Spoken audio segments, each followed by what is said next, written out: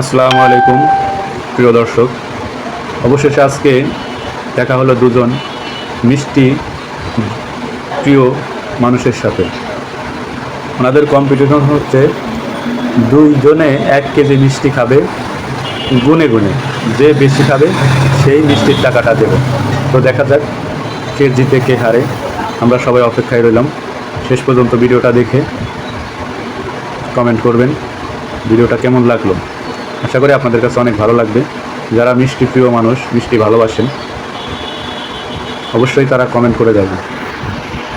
দেখা যাক চলছে কে কয়টা খাইতে পারে।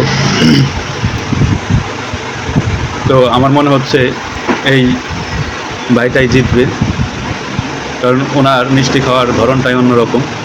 মানে দেখা যাচ্ছে এই পাশের জন খাচ্ছে একটা, এই পাশের জন খাইতেছে 2টা।